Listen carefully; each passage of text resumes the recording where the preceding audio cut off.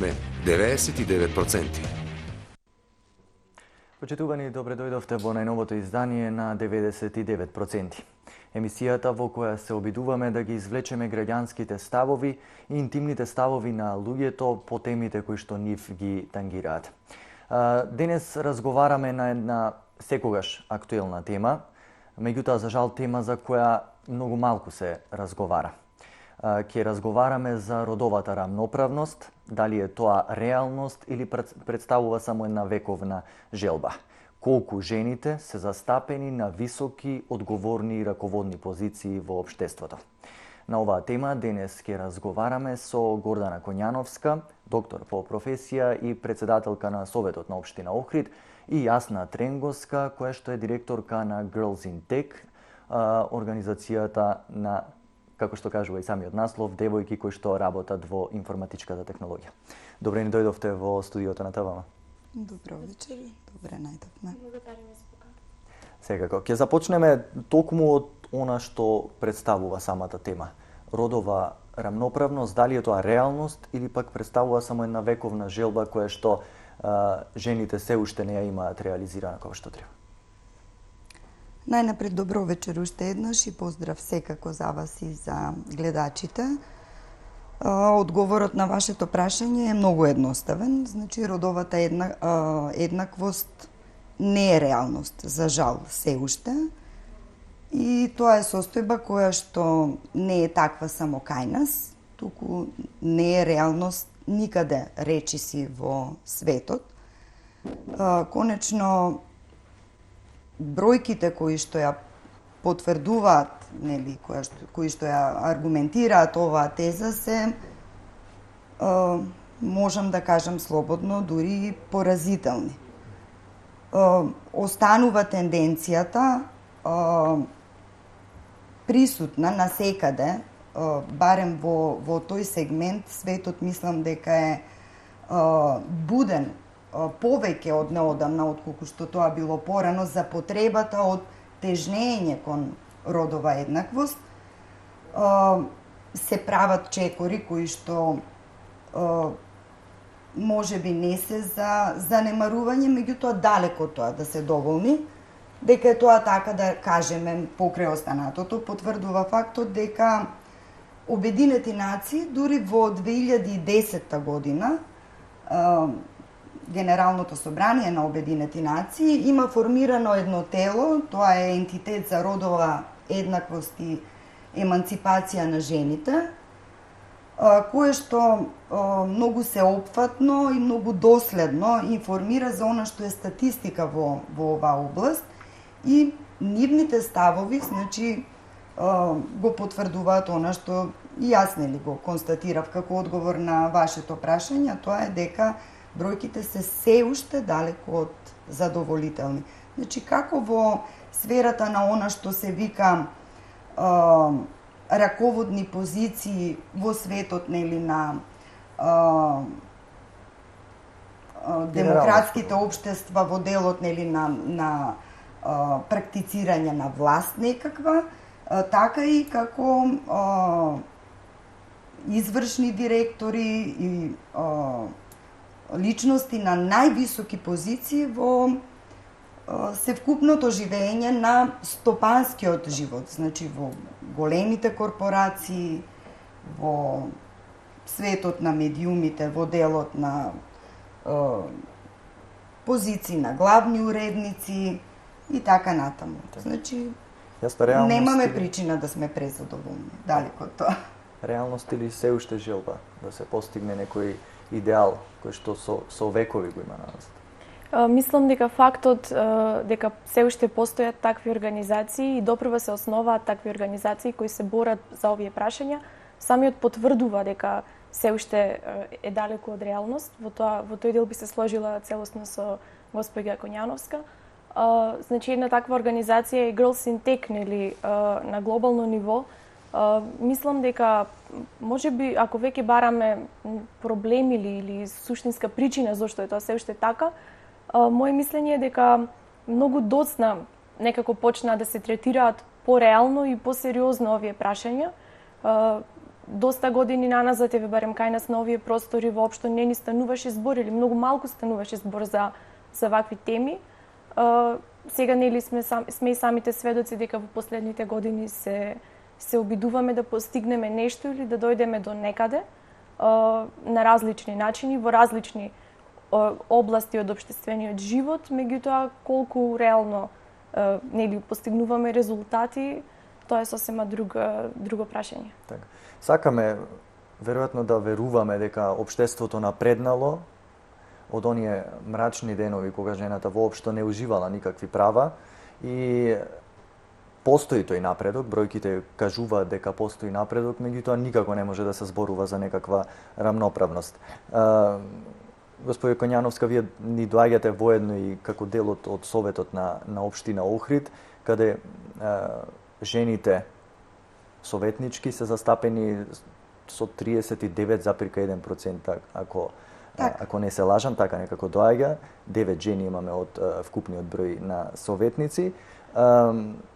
Како гледате вие на прашањето на родовата рамноправност токму во Советот на општината Охрид?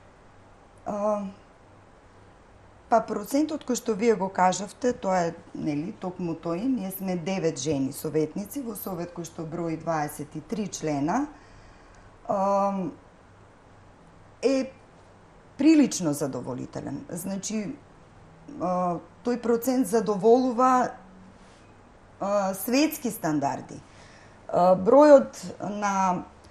Процентот на застапеност на жените во локалните совети на светско ниво, значи според податоците на истото тело на Обединети нации кое што го спомнав пред малку, до август 2015 изнесува нешто малку над 22%. Значи зборуваме за процент на ниво на светот и тој се зголемил дупло од 1995 до 2015. Значи 20 години требале да стигне од 11% до 22%. Ние зборуваме за процентот околу 39, нели, посто, кој што многу корелира, да речеме, со процентот на жени во Европскиот парламент, каде што исто така на непосредни избори, нели, се бира највисокото изборно тело на Европската унија. Значи 37% е таму. Во светот водат нордиските држави, убедливо, тие се со негде над 40-41%, потоа се Соединетите Американски држави со околу 24-25% и европскиот процент без нордиските држави исто така 24%. Значи ние имаме една застапеност која што како бројка задоволува доколку се компарираме со она што глобално се случува. Значи надвор од границите на државата, слична е состојбата и со парламентот на Република Македонија. Значи таму од 23 пратеници, 42 се жени, тоа е еден процент кој што исто така многу корелира со оној кој што го има Европскиот парламент. Меѓутоа овде мора за волја на вистината, значи да спомнеме дека тоа е во огромна мерка резултат на постоењето на квота. Значи законска обврска е на партиите, на своите листи, кога делегираат да обезбедат присуство на 30% од кандидатите на жени. Квотите се нели секогаш меч со двеоштрици, тоа е нешто кое што изнудено треба да реши одредена состојба, значи не е комплимент да се најдете на листа само затоа што таа изискува 30% женски имиња на листата, нели? Би било многу добро и без квотата да е процентот 50%, да речеме, тоа би било идеално праведно, меѓутоа факт е дека квотите се нешто што се практицира многу широко низ светот, значи тоа е исто така еден од инструментите кои што земјите се обидуваат да ги употребат за да ја намалат таа нееднаквост и ете има исто така еден факт дека над 41 земја во светот има застапеност на жени во советите на ниво на локалните власти, и од тие 41, во 34 од државите има закон за квоти. Значи, тие дале резултат. Така да, бројките апсолутно, пак ќе кажам, споредени нели со глобалните бројки, воопшто не се лоши кај нас. Законот со нели задолжителната застапеност на жени ги даде своите резултати. Сега останува да нормално жените се изборат да тој процент стане значајно повисок од она што е законска обврска, нели со тоа што ќе се наметнат со своите квалитети, ќе се наметнат како луѓе препознатливи за јавноста, луѓе на кои што би им била укажана доверба и ќе одработат да ги наметнат во телата каде што биваат бирано своите ставови, значи многу енергично, многу упорно, така, на начин не само да бидат на кој присутни, туку да бидат и гласни. Ете, ќе додадеме тука и како еден позитивен пример дека вие сте воедно и првата жена, ако не се лажам, председател на советот на општина Охрид, што ете, можеби на некој начин дава некоја поголема тежина на бројките кои ги слушнавме. Јас на вашата Facebook страна Girls in Tech деновиве прочитав еден интересен надпис, еден краток коментар со едни податоци кои што, ако бидам искрен, ги најдов тажни пред се, кој што говори дека во светот имате повеќе луѓе на високи раководни функции, мажи, кои што се викаат Џон или Дејвид, отколку вкупно жени на такви раководни позиции. Како овој податок прави да се чувствувате кога ќе го прочитате? Морам да кажем дека прво точно жално е што воопшто постојат такви податоци. Овој беше интересен факт, интересно изнесен, бидејќи самите знаеме во колку држави е често тоа име Џон, а од друга страна од вкупно жени, нели зборуваме. Фактите ни говорат барем во полето на технологијата и застапеноста на жените во технолошките области.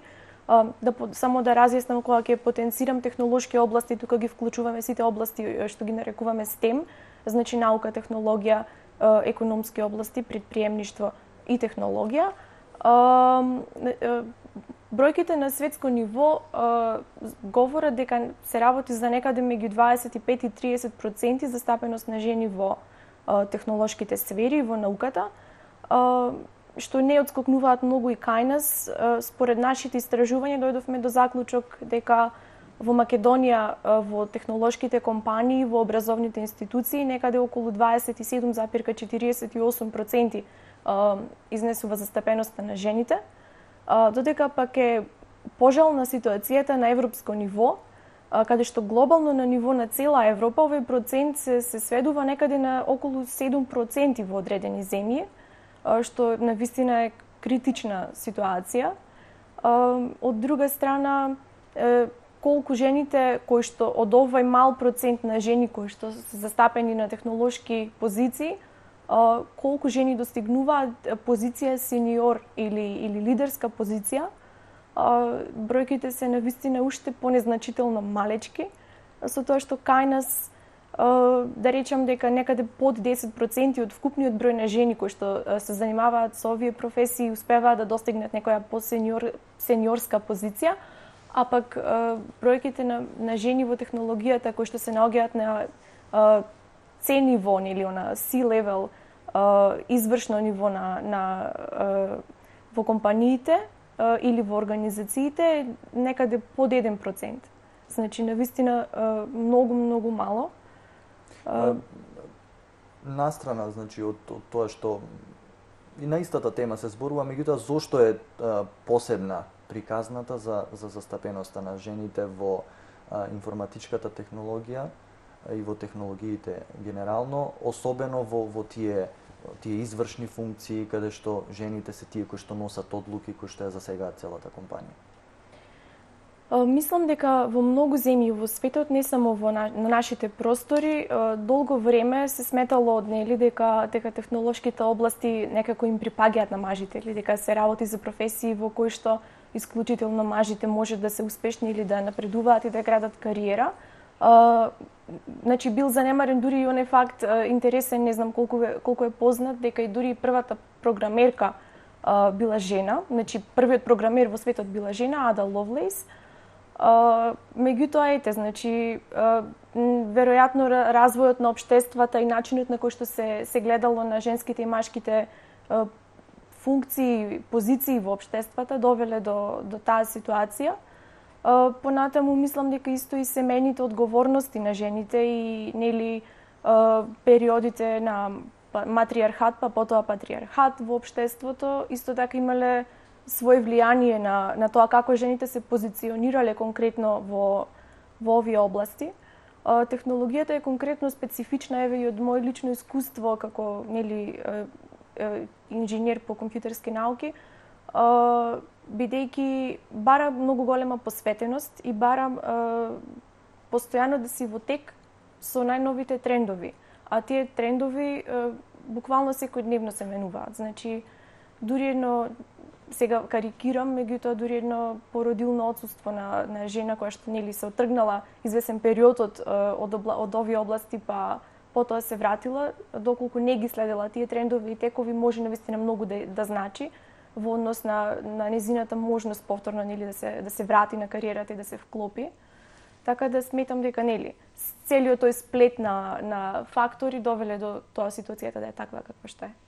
Освен тоа што жените за жал имаат помалку раководни функции или помалку жени има на раководни функции, жените и помалку заработуваат од мажите. Има ли простор да се надевате дека може да се коригира нешто доколку ова не се смени? Ако не се дојде во позиција жените да парираат со заработката на мажите? Па секако тие процеси треба паралелно да се одвиваат. Значи, неминовно е да течат така. Иако ќе се согласам, значи, особено тој факт на професионална сегрегација, мислам, е страшно болен и мислам дека е исклучително дискриминирачки. Значи, просто незамисливо дека е тоа проблем со кој што се бори целиот развиен свет. Значи, кога ги зборуваме бројките, нели, кога спомнуваме статистики, ние зборуваме за општества кои што ние тежнееме како општество, кои што се далеку зад она што се земји на трет свет, неразвиени, нели, сиромашни земји, и тие се тие кои што ги актуализираат прашањата, каде што конечно се правени истражувања, па можеме и да користиме бројки. Значи, тие се борат со фактот дека за иста работна позиција се нееднакво платени мажите и жените. Тоа значи дека тој процес кој што за волја на вистината е и многу доцна почнат, значи историски гледано тоа е многу доцна почнат. Ние имаме, еве да речеме, Велика Британија е една од најразвиените парламентарни демократи, која што изучуваат како пример, дури во 1929 година донела закон со кој што ги отворила сосема, нели, вратите на горниот и долниот дом за изборни позиции на жени. Што е неверојатен факт. Имавме пред неколку дена за прв пат локални избори, тоа нели го спомнавме пред малку, во Саудиска Арабија, каде што прв пат жени може да се најдат на листите. Практично општеството во својот развој некако оваа тема како да ја подзаборавило и многу доцна навистина почнале тие процеси и за жал не се одвиваат со посакувана динамика. Значи, воопшто никој не го спори фактот дека жените можат подеднакво добро да одговорат на сите работни позиции. Значи, тоа е, мислам дека е кај сите умни луѓе апсолвирано сосема. И покрај тоа останува, нели, сознанието за такви едни поразителни бројки и причините се покрај, нели, тоа што доцна почнале процесите и секако се комплексни, ама двете основни се тие кои што пред малку беа спомнати. Значи, прво, фактот дека, нели, биолошката улога на жената како мајка во извесен период ја дистанцира од работните обврски, а живееме во време кога, особено во тој корпоративниот свет, значи толку динамично и брзо се случуваат работите, и тоа се позиции, нели, ако зборуваме за CEO, за највисоките позиции, извршни директорски позиции во големите корпорации, каде што ангажманот мора да биде 100% и жените веројатно тешко се изборуваат и со сопствената одлука да почнат да ја трчаат таа трка, нели, свесни за она што им е улога дома, што им е обврска околу семејството. И исто така е еден податок на кој што неодамна налета, веројатно многу добро го илустрира ова што го кажувам. Некаде во 1990-тите години една престижна школа за бизнис од Мичиген, од Соединетите Американски држави, правела анкета кај своите студенти, нели, од женски пол, и 80% од нив кажале дека сакаат да станат мајки. Значи, во животот се гледаат себе си како мајки и како жени кои што ќе градат кариера во светот на бизнисот, за да во 2015 само 40% кажале дека планираат да станат мајки, веројатно свесни за фактот дека тоа ќе ги успори малку во трката кон тие баш највисоки позиции. И тука е општеството, значи тука е уредувањето на системот, тоа кое што треба да им подпомогне, значи треба да ги поттурне, да можат двете работи да ги истуркаат паралелно, затоа што тоа не е конечно невозможно. Ете, тие мал процент на жени кои што стигнале до тие највисоки позиции, во најголем број случаи се и семени жени, и се мајки, докажуваат дека е возможно. Јасна, како би се чувствувала ти ако заедно со твој колега од Универзитетот за информатички науки изработиш идентичен софтвер, двајцата изработите идентичен софтвер и твојот производ го купува X компанија и ти дава тебе помалку пари за тоа што си го изработила, ќе напоменам повторно идентичен софтвер, а на твојот колега му дава повисока сума на пари за истиот производ. Мислам дека ова е прашање на кое што многу жени исто ќе одговорат во однос на тоа како се чувствуваат, бидејќи барем во технолошките области, во нели програмерските сфери, факт е дека жените се платени за околу 20% помалку на истите работни позиции во однос на мажите на истата, нели, позиција, што е страшно самото по себе. Како би се чувствувала, мислам дека тука веќе нема ни потреба, нели, за дообјаснување. Меѓутоа, дефинитивно, она што би се обидела да го направам е да покажам зошто тоа не треба да е така и зошто, нели, да продолжам со твојот пример, зошто тој мој софтвер би бил подеднакво добар или можеби подобар од софтверот на колегата. Од друга страна, дали таа компанија што платила за тој софтвер, доколку не би знаела кој го изработил и доколку, нели, blind choice би направила, слеп избор, не знаеки кој е креаторот на тој софтвер, дали исто би одлучила. Значи, мислам дека тоа е едно исто така интересно прашање кое што тука би требало да се постави. Ако се блокирани сетилата и ако не знаат и не одлучува некоја примитивна предрасуда кај тие одговорни лица во компанијата, веројатно ќе го изберат она што е најдобро за нивната компанија. Точно, би требало пред се да се грижат за тоа што е најдобро за нив, без оглед на тоа кој е полот на професионалецот кој што го создал. Треба да им е битна професионалноста на прво место, а полот мислам дека ни најмалку. Каде мислите дека лежат причините, за корените за оваа нееднаквост која што постои во ова навидум, ќе кажам, современо општество? Па еве, и досега зборувавме, значи начнавме многу причини, нели, од тие многобројните и комплексни, инаку компанијата која би купила поевтин софтвер од изработувач жена, не го прави тоа затоа што мисли дека жената ќе направи полош софтвер и не го прави тоа и затоа што не ја почитува, го прави затоа што едноставно е практично да купите поевтин производ. Значи компаниите го користат, ја користат наследената клима, значи ги користат наследените практики. Јас мислам дека тие воопшто и немаат предрасуди дека жените се еднакво добри програмери, ама ако можат да платат помалку, тогаш нели тоа е една позиција која што ја користат во суштина и за жал, значи тој свет нели на бизнис, на големи корпорации и не може со некоја префинета етика да се пофали, значи тоа е една поприлично сурова борба за профит, во која што баш се користат некои наследени практики и останува дека жените тоа треба во голема мерка сами да го одработат во иднина, нели? Секоја генерација да ја подобри стартната позиција на наредната која што доаѓа после нас. И тоа е начинот на кој што полека јас сакам да се надевам дека работите ќе се движат во посакувана насока. Дали мажите бираат дали ќе ги лечите вие затоа што сте жена, или пак кога се работи за нивното здравје ќе ги заборават тие средновековни предрасуди и ќе си мислат на себе си?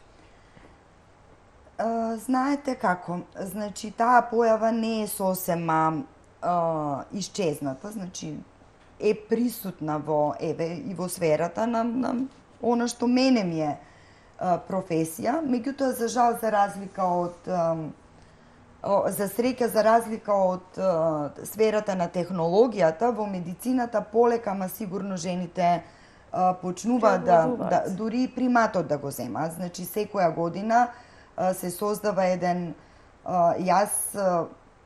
помеѓу машки и женски запишани нели студенти на медицина во полза на жените, значи се побројни се во ординациите, во болниците, одлични доктори се секако, значи еднакво како и мажите, и веројатно дури и да постои една таква предрасуда, многу брзо исчезнува и довербата мислам дека многу успешно жените си ја стекнуваат, значи им треба веројатно кратко време таму каде што ќе најдат нели на таква предрасуда, ама предрасудите ги топат многу успешно барем во медицината. И ете тоа е една сфера, мислам, јас каде што функционирам на јавно здравство, каде што и за среќа нели наградувањето, односно платите апсолутно не станува збор дека може да бидат поврзани со полот на докторот. Така, јас предлагам тука да направиме една кратка пауза за реклами, а потоа се враќаме во студио.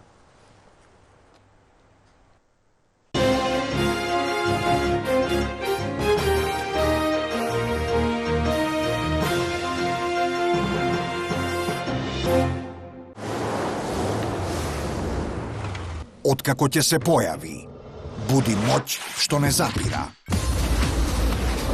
Кое гориво го возбудува вашето возило? Порше го избра Ектоплус од Лукоил. It's in the smallest details. The answer. How is Husqvarna chainsaw durable and at the same time lightweight? And how can an XP chainsaw from Husqvarna help you work both faster and safer? It's in all those small, engineered details. Husqvarna, ready when you are. Со голема посветеност го создадовме новиот функционален јогурт Здравје Плюс, кој го раздвижува дигестивниот систем, создавајќи рамнотежа во вашиот организам. Здравје Плюс, јогурт кој те раздвижува. Тато, мислам дека мора да си одиме. О, не! Почекајте, имам одлична идеја. Зошто ти и твоето момче не го земете мојот автомобил? Има седишта со масажа. Ох, и неговиот исто. О! Има и Matrix LED светла. Чао, мамо. Чао. Разгалено детиште. Сноп. Ја вознемирува премиум класата. Новата Астра со седиште за масажа и Matrix LED светла. Традиција и квалитет. преку 50 годишно искуство. Житолеп Охрид. Житолеп Охрид ви нуди широка палета на производи од сопствено производство. Житолеп Охрид. Не сте сигурни кое моторно масло е соодветно за вашиот автомобил?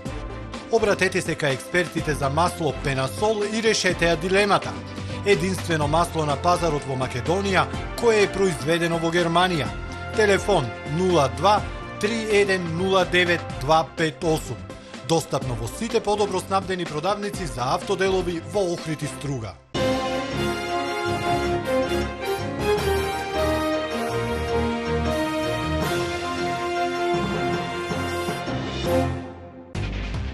Ние сме 99%. Почитувани, ете неповторно назад во студиото на ТВМ. За оние од вас кои сега се вклучуваат на нашата програма, денес во 99% дебатираме и дискутираме на темата за родова еднаквост и за тоа колку жените реално се застапени на високи раководни одговорни функции. На оваа тема разговараме со Гордана Коњановска, доктор по професија и председателка на Советот на општина Охрид, и Јасна Тренгоска, директорка на Girls in Tech организацијата. Ке продолжиме со разговорот онаму каде што застанавме.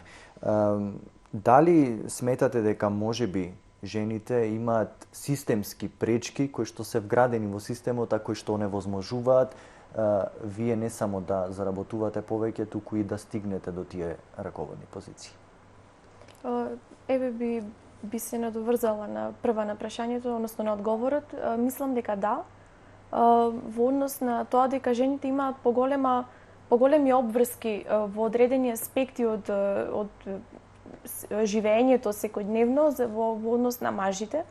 Конкретно, нели жените треба да одговорат на предизвикот да се покажат како успешни во домот, семејството, а од друга страна да градат успешна кариера со која што ќе парираат на некој начин на мажите. И во тој поглед мислам дека системот можеби, ако доволно добро функционира за одредени, барем за одредени професии за машкиот пол, можеби не функционира исто добро, истиот тој систем за женскиот пол.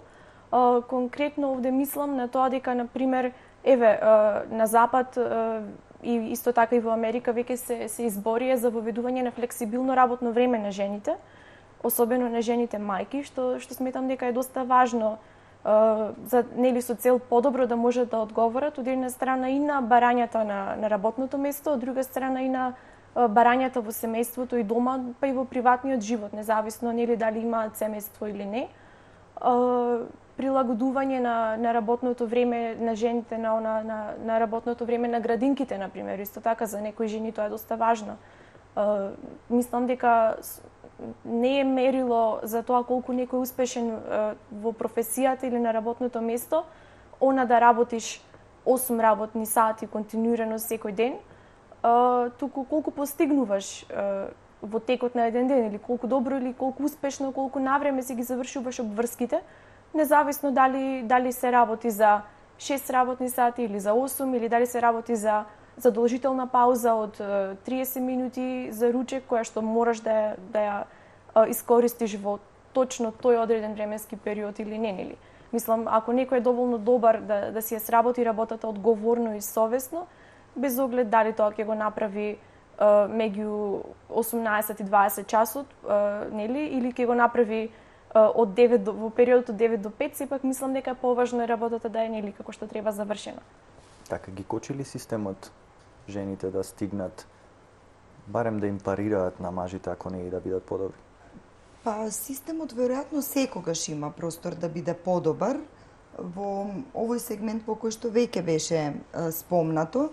Значи формално јас мислам дека веројатно и не ги кочи, нели, со начинот на кој што законски се регулирани некои нешта во смисол на закон за работни односи, за здравствено осигурување и така натаму. Меѓутоа, точно така тие пречки кои што произлегуваат од адекватното вршење на останатите животни функции на жената, од кои што секако најзначајна е мајчинството, има простор многу да биде подобрен. Токму во тој дел, таму каде што нели природата на работата дозволува флексибилно работно време или работно време од различен број на часови, доследно почитување на работното време таму каде што тоа не се прави, значи има постојано поплаки на жени кои што работат пред се во компании во приватниот сектор, веројатно тоа е по присутно, нели, да се пролонгира работното време за 1 час, за 2 часа, за половина час, што станува непремостлива пречка доколку некој во точно одредено време треба да си земе дете од градинка, да речеме. Должината на траење на тоа породилно отсуство, за гарантираноста на работното место доколку одлучите без надокнада да го продолжите периодот во кој што ќе бидете покрај детето. И ние гледаме дека има постојано, значи се случува нешто, има кампањи кои што ги промовираат и новите мерки, конечно кои што ги носи државата, нели, како нови закони, како регулатива, да се пријави мобинг, да се пријави уцена, поднос, нели, на планирано мајчинство при вработување и така натаму. Тоа значи дека тоа биле системски грешки детектирани и се прават обиди да се поправат истите. И пак ќе кажам, значи тоа не е проблем со кој што тоа е можеби и уште попоразителен факт. Не е проблем со кој што се соочуваме само ние како релативно млада демократија и како едно општество кое што е релативно краток период, 4 век, значи влегува во еден систем, нели, на пазарно стопанство и така натаму. Туку се соочуваат најразвиените демократии токму со сличен вид на проблеми. Значи, тој факт од 500 топ компании во Соединетите Американски држави, само 24 да имаат жени извршни директори, значи јасно покажува дека и таму системот создава некакви пречки. Значи, независно дали е тоа нешто што можете реално да го прочитате во легислативата или се случува задкулисно и дискретно. Така да секогаш може да се прават напори, да се подобри системот, да им даде повеќе шанси на жените во тој поглед. Го споменавте мајчинството, жена, сопруга, мајка и професионалец. Веројатно тоа мајка во ова набројување уште повеќе ја усложнува ситуацијата во која се наоѓаат жените, па некои кои што се можеби шовинистички расположени ќе ви речат да, ти давам породилно боледување и со тоа си рамноправна со мажот кој што ми извршува некоја слична функција како твојата. Па да, веројатно така го толкуваат и така и се однесуваат сите кои што се работодавци, конечно тие се однесуваат согласно на она што е законска регулатива. Меѓутоа, изостанува свеста, веројатно, кај општеството како целина, значи, дека практично најголемата вредност која што може да биде создадена во едно општество, тоа се човечките ресурси, значи, тоа е човечкиот потенцијал. Значи, жените за сметка на тие отсуства од, што знам, 8-9 месеци, година, 3 години е некаде, нели, не е платено, ама е дозволено да биде отсуството, значи, го создаваат највредното општествено добро. А тоа се младите луѓе, кои што ќе создаваат иднината на нацијата, конечно, и на нациите. Така да, тоа е нешто што треба да се наметне, значи, во еден сегмент, нели, преку регулативата, преку законската регулатива, пред се мислам, во вториот сегмент, преку многу гласно и постојано зборување на овие теми, на начин на кој што можеби вечерва го правиме тоа, а сметам дека веројатно и недоволно се зборува на истите теми и треба да се создаде клима во кое што ќе биде непристојно и во кое што клима во кое што ќе биде од сите осудена единка која што ќе го доведе во прашање правото на мајка да отсуствува заради болно дете или кој што ќе изрече казна заради доцнење заради причини поврзани нели повторно со децата.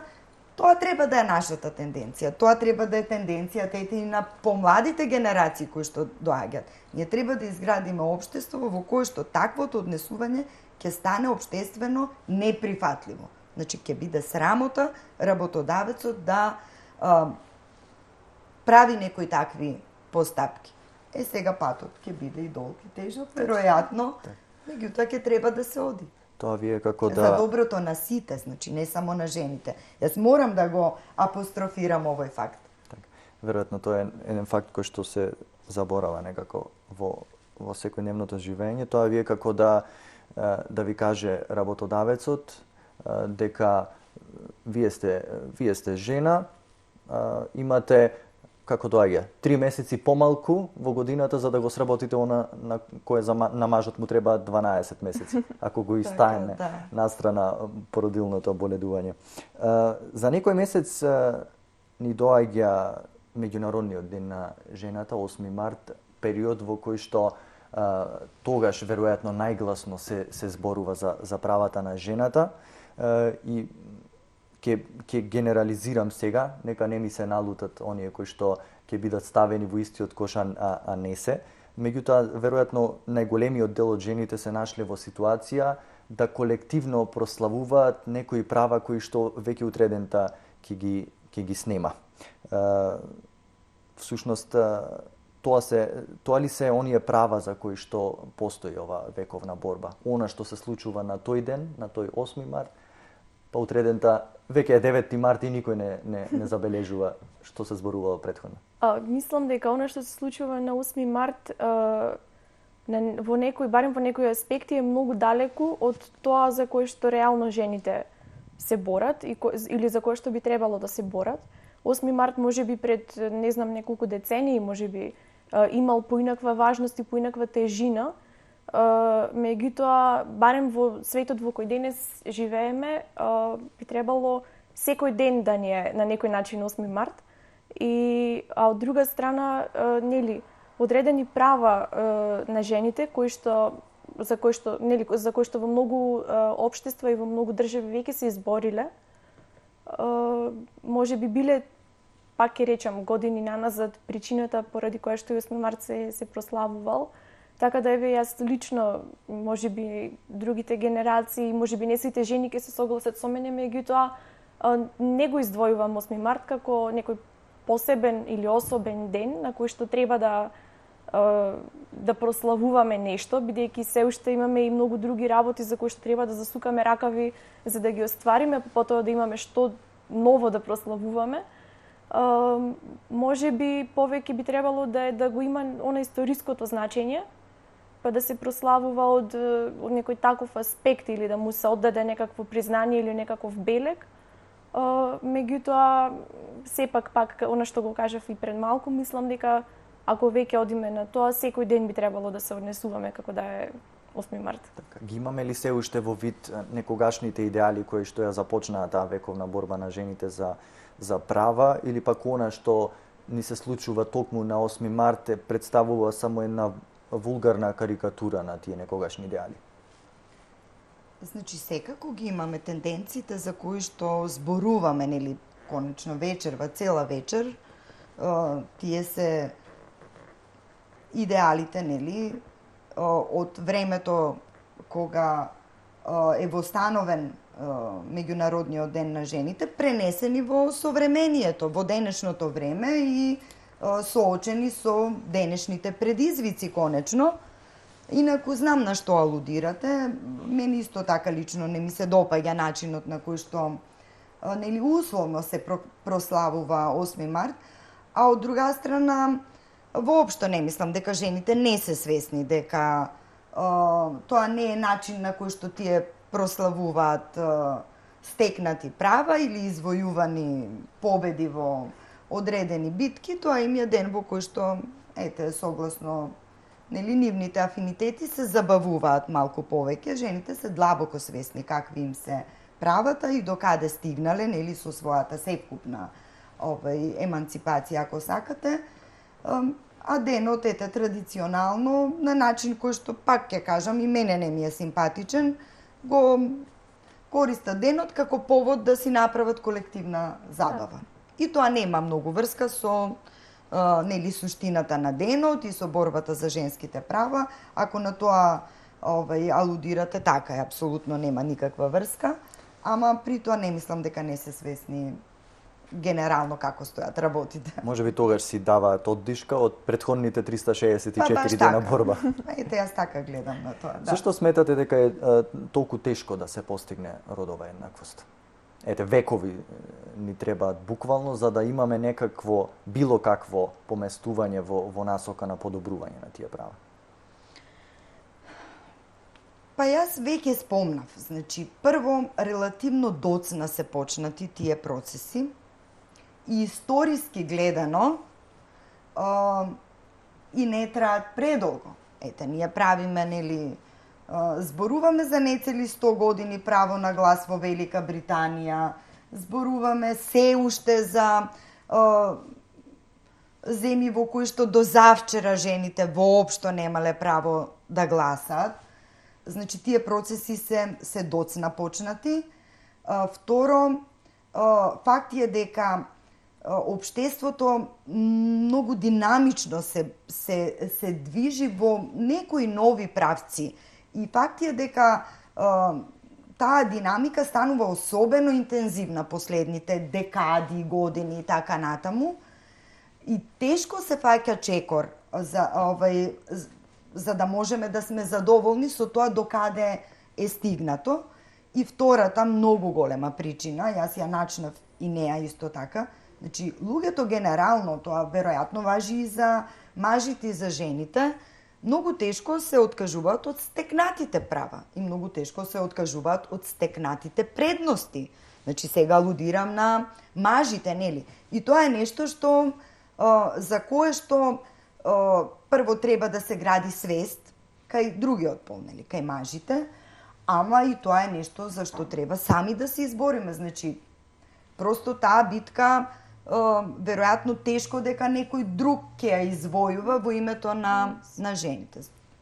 Со едно постојано, нели, не е тоа наметнување, него потенцирање на тоа дека многу нешта, без малку речи си сите нешта, можеме да ги правиме еднакво добро. Согласно индивидуалните карактеристики. Значи, не е полот тој кој што не дискриминира. Туку е личноста, степенот на образование, афинитетите, личните способности на луѓето. И при тоа нема никаква врска со полот. За 99,9% од професиите. И ние треба да постојано да настојуваме, нели, тоа да биде нешто за што ќе освестуваме целокупната јавност и нешто за што ќе се бориме без компромис, значи без отстапки, без откажување. Јас се извинувам, би се надоврзала на овој втор ваш дел од одговорот. Сметам дека во таа борба за родова еднаквост не треба да ги заборавиме мажите, нели, она што и вие го спомнавте, туку дека и дека не треба преку феминистички пристап, кој што одредени организации го имаат, да се обидуваме да ја стекнеме таа родова еднаквост, туку напротив треба спротивниот пол да го направиме свесен за ситуацијата и за проблематиката. Значи, и вие го начнавте баш тој дел и баш тоа сакав да го кажам дека мислам дека само со таа поддршка и помош од страна на машкиот пол би можеле ние да како жени да го стекнеме или да го достигнеме она за кое што се бориме, бидејќи доколку ја нема таа развиена свест од страна на машкиот пол за проблематиката, во тој случај ние со што се бориме, нели така, мажите стојат на една страна, а ние се бориме за нешто, ама што е тоа? Токму поради тоа и сакав... Да, има и еден друг момент, јас се извинувам. Значи, постигнувањето нели на таа еднаквост, рамноправност, праведност, да кажеме, нели, во тој корпоративен свет, свет на бизнис, на технологии и така натаму, не значи нужно дека некој ќе треба да се откаже од нешто што му е стекнато право, односно воопшто не значи дека нели во таа борба, условно кажано, јас тој збор воопшто не го сакам, нема да има губитници.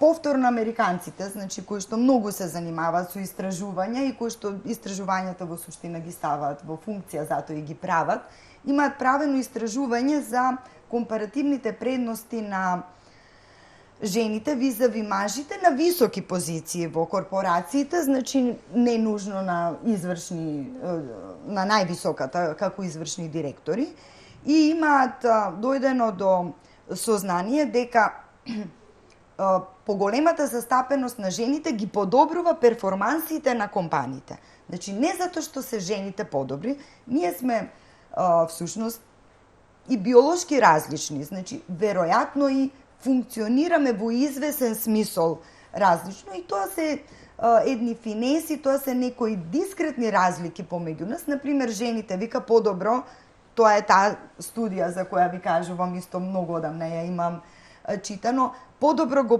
проценуваат ризикот од носење на некаква бизнис одлука. Исто мултитаскинг се подобри, ми се чини од мажите. Исто така знаат поадекватно да ги адресираат пораките на пазарот или на потенцијалните купци на производот, каков и да е тој. И значи имаат недвосмислено докажано дека таквите компании работат подобро и точно знаат во кои сегменти се подобри. Значи постигнувањето на еден еквилибриум така баш правичен и идеален ќе значи подобро за сите. Никој нема да си изгуби било каква позиција. Ако замислиме сега дека утре завршува борбата и дека од утре жените може да уживаат подеднакви права како мажите, каква е таа жена со подеднакви права, како ја замислувате?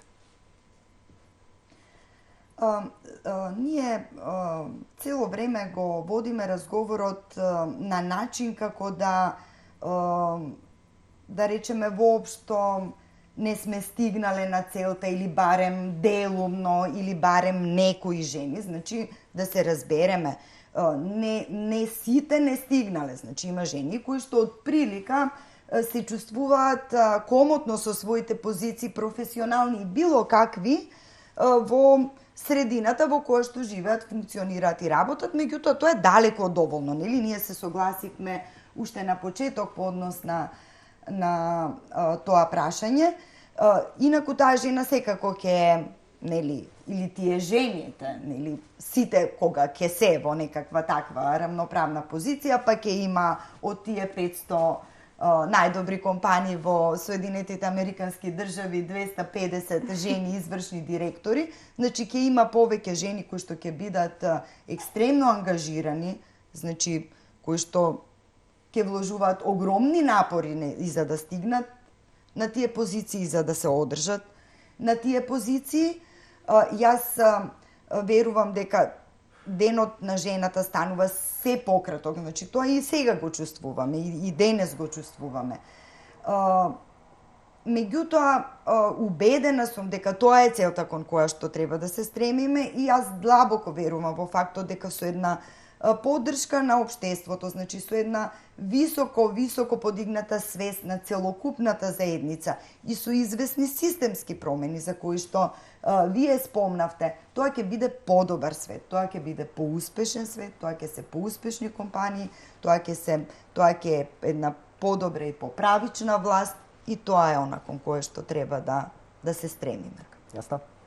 Би додала само дека веројатно би истовремено нели би било и поорганизирана заедница во смисла на тоа дека нели доста жени се препознатливи по своите организацијски вештини или по тоа дека превземаат на некој начин собственост над задачите кои што треба да ги извршат, во смисла на тоа дека нели не ги прават работите махинално, туку навистина се залагаат за она на кој што го прават со целосен фокус на нештото.